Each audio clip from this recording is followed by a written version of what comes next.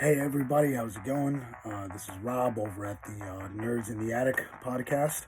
We're going to go into a little something special that's been brought to my attention, so I wanted to talk a little bit about this to you guys. It's cameo versus first full appearance. Which one is more valuable? Why is it more valuable? Where did this conversation come out? Well, listen, before we get into that, make sure you subscribe and click that like button. We really appreciate that, guys. So, first and foremost, I'd like to say that I am in no way, shape, or form, or at least I wouldn't consider myself a comic expert in any sense of the word.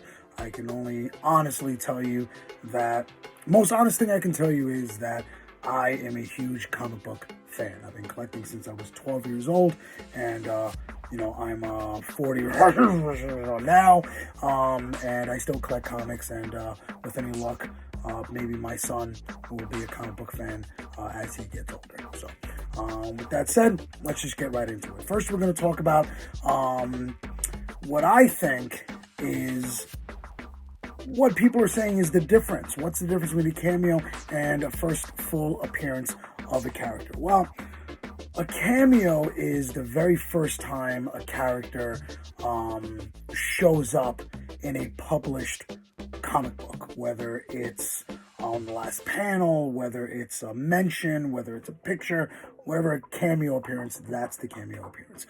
Then the first full appearance is when the character makes their full debut. It's kind of self-explanatory. And we're going to go into a bunch of examples in a moment. First, I'd like to talk about the history of what I believe is where the argument started showing up. I would probably say somewhere in the 1990s when I myself started collecting comics. I was 12 years old. It was 1992, and there was, you have to understand, this is pre-internet. In fact, actually, I don't even think comic conventions to the level of what they're at now with New York Comic Con, San Diego Comic Con was even really a thing. In fact, my very first comic convention in 1996 was at a Hilton. It was the lobby. It was those things were small, and that's because comic books really weren't in the mainstream like they are now. So in the 1990s, it was a healthy mix between the spectators, the speculation comic collectors, the ones that collected comics only because they would hold on to them and they would sell them later on to try to make a profit. And they were very few and far in between. The majority of comic collectors were comic collectors that were reading, like me. I loved reading comics. I loved the stories. In the 1990s, you had the Death of Superman, you had the Onslaught series, you had Maximum Carnage, Executioner's Song, the Breaking of the Batman, Emerald Twilight. I mean, you had it seemed to me in the 1990s, especially right after the Death of Superman, which arguably I believe was kind of like the resurgence of comics. I remember vividly before the Death of Superman, a lot of these comic book stores were closing down because they just weren't selling comics. The Death of Superman kind of revitalized the entire industry. But it was a double-edged sword because you had the Death of Superman. It made front page news. You have to understand, in 1992, I want to say, November actually, late 1992, the Death of Superman wasn't just in the comics. I mean, I remember watching television. The news was talking about it. It was in the newspaper. This suddenly, you had just hundreds of people going to these comic book stores trying to buy up Death of Superman, thinking that, hey, if I just hold on to this issue, years later, it'll cost money. It'll be worth money, you know what I mean? And surprisingly enough, actually not surprisingly, it was actually pretty cool. I remember that same year was Spawn #1. It was May, actually, I think, of 1992. That Spawn #1 came out, and again, it was another big hit in the comic book world, because up until then we really didn't see, independent comics like Spawn #1, where there was no comic book association code, like approval code on it. So in the very first issue, there was murder, there was death, there was cursing. Let's just say for a kid in the 6th grade, blew my mind that I was able to get this comic. With that said, we're going to rewind the clock a little bit. In the 1970s, we have first appearance, Wolverine, Hulk 181. Now, this is his first full appearance. Now, in the issue prior to this, which is Hulk 180, that's actually where Wolverine made his first appearance, but only in image. You didn't know anything about the guy. So now, you're a kid, it's the 1970s, you just got to the newsstand, you just picked up Hulk 180 and Hulk 181. Now, what ended up happening during that time was that once a comic was published, that was it. You either got the comic or you didn't get the comic. In fact, I don't even think Hulk 180 or 181 went into reprint until a solid 10 years later. So if you didn't get that issue, you didn't get that issue. So now let's just say you lost the issues. Sometimes that would happen. Mom, she goes through your comics, she decides it's just paper, let's just throw them out. It did happen. I know a lot of people that lost collections that way. So Mom, don't do that. Now you only have money to buy one of those issues. Now, as a person who is trying to collect a comic to just say, hey, I have the first appearance, you're going to get Hulk 180 because that's where he showed up. But if you're an adamant comic book reader, you want to know his story, you want to know an adventure with this character, you would buy 181 because that's the one that really dives into who this person is, hence first full appearance. I believe that during that time in the 1970s, we collectively, no pun intended, collectors, decided that Hulk 181, which is the actual adventure explained of the character, was going to be his first full appearance, and we as an industry decided that's going to be the more valuable comics, and I'm glad that happened. The person that was buying and selling, listen, when I buy a comic book, even those first appearances, I keep them, I don't sell them. Who am I to tell somebody what to do about how to make their money? If you're one of those people that likes to buy comics so they can try to flip them to make more money, hey, more power to you. I'm not that person. Once I get the comic, it's mine, and I'm holding history. That's awesome. I'm going to dive into some of those issues in a moment. But that would be, in my personal opinion, what happened. The first cameo appearances was led predominantly by the people that are trying to, flip comics for value, whereas in the first full appearance is dictated by the fans. So we're going to give you a lot of examples. So the first example that I just showed you was the speculators market, the person that's trying to flip. They would try to push, hey, Hulk 180 is his actual first appearance, so I'm going to buy that super cheap so I can hope, again, speculating, in the future that Hulk 180 is going to be worth a lot of money.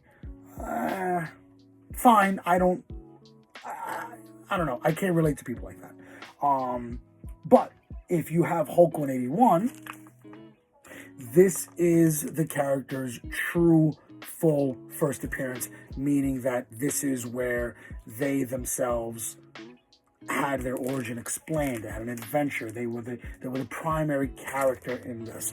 Now, we're going to go into a lot of different examples, so, stay with me.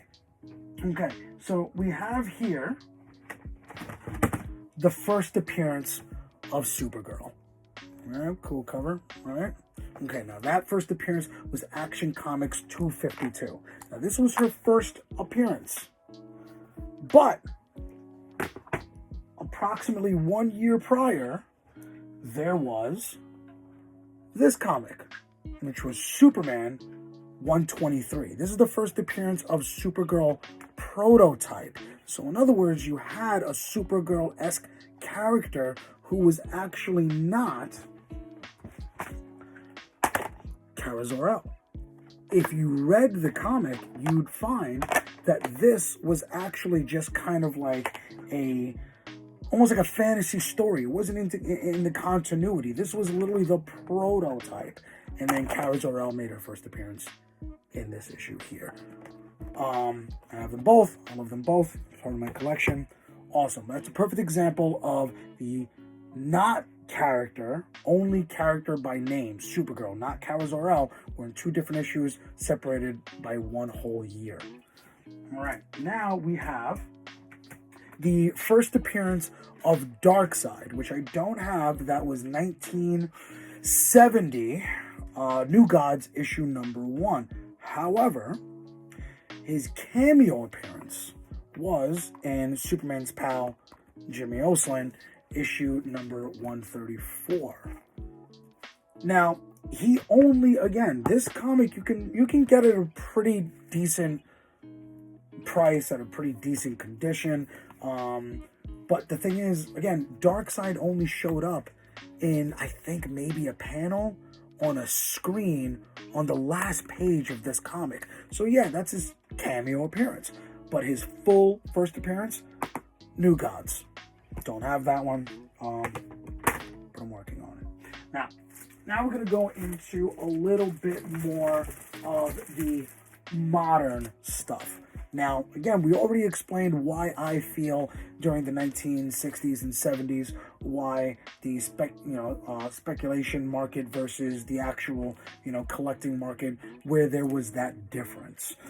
It was the people, meaning us, the collectors, the one that was reading the comics, that decided the first appearances will always be the ones that they had, okay, this is, that person's real adventure.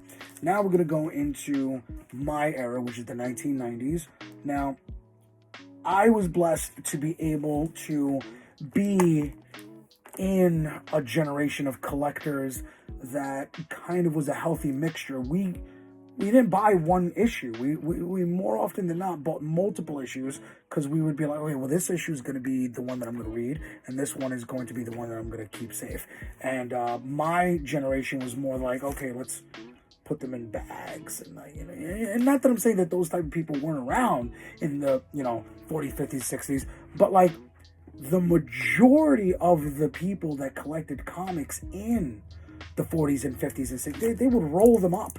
They would put them in their back pocket. You know what I mean? The bag and board type stuff didn't really show up until, predominantly the 80s and 90s. In fact, actually, the grading companies themselves didn't even exist until, the mid-1990s. So if you had a comic that was, like me, signed by Jerry Siegel, there was no CGC to be like, hey, let me grade that for you. We actually had to wait until that company came out later on. In any case, we'll go right into it. So Spider-Man, Amazing 360. This is Carnage cameo appearance. Have it, awesome, love it. But it was the next issue of 361, which is Carnage's first full appearance. Now, why am I showing you cameo and full first appearance? If you really want my honest opinion, if you like a character so much and you're already going to spend, the hundreds, if not thousands of dollars to get their full first appearance, why not right now spend the extra money and get the cameo as well? That way you can argue, hey, listen, I got them all. I'm going to go right into some more modern stuff. Again, my era, the 1990s. You have Superman Man of Steel, issue number 17. For all of you know, that's first appearance of Doomsday in cameo. Now, if you read that comic like I did endlessly, it was only his fist smashing through a wall. That's all you saw. You didn't see Doomsday first appearance. You actually saw his first full appearance in the next issue, Man of Steel, issue number 18. So again, I love the character so much that I was able to get cameo and first full. Now we're going to go into something a lot more modern. This is actually a really cool one, and I enjoy the character immensely. I read his comics, and but everyone now knows Invincible. The show is a really great show. If you haven't watched it, I definitely suggest watching it. Even for people that aren't fans of comics, I just think it's a really involved, really cool show that I think anybody can watch. But in any case, so what we have here is Savage Dragon issue number 102, which is Invincible's first cameo appearance in a panel in this issue. Now, I know some people are out there who's like, oh no, you're wrong, it's actually Noble Causes, blah, blah. Okay, we're gonna actually put that to rest right away.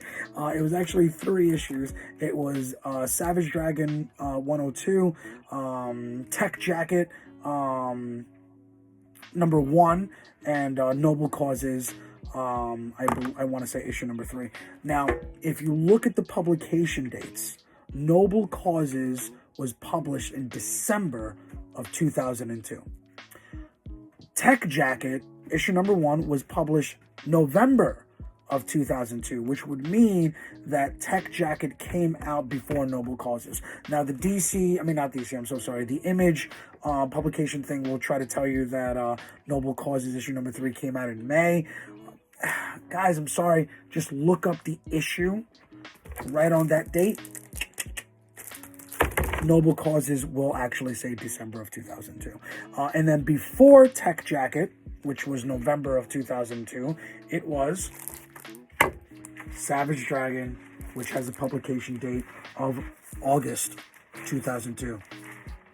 Sorry, guys. So that actually means that the very first appearance of Invincible in publication was Savage Dragon 102. But, again, the point I'm trying to make is that if you actually really like the character, whichever character that you like, if you're already going to spend the money, if you already have the means, if you already have the first full appearance like this, why not spend the extra little bit of money and get the cameo as well? That way you have both. That's all I'm saying. So, in closing, the difference between cameo versus first full appearance. Cameo, technically, yes, will be the first appearance mention of said character in any publication, which is fine, which is awesome. But that is fueled mostly by the people that are trying to buy and flip comics. That's cool. Who am I to say, how you make your money? But the first full appearance of a character is usually driven by the fans deeming that a first full appearance is actually the first full appearance, adventure, origin story, etc., etc., etc. Like we said before, there's a lot of exceptions. Like, for example, that Supergirl one that I had mentioned. Recently, come to find out, Omega Red, look that up. People are actually saying that his first appearance was actually in a fold-out poster cover in one of the X-Men #1s, but only I think cover C or something like that. I could be wrong, look it up. But if you guys actually have these weird examples of first appearance versus, cameo or mention, feel free to leave it in the likes. Feel free to leave it in the comments below. Thanks again for joining me. I hope this little rundown helped you out understand the difference between cameo appearance and first But in the meantime, happy collecting, guys. Bye bye.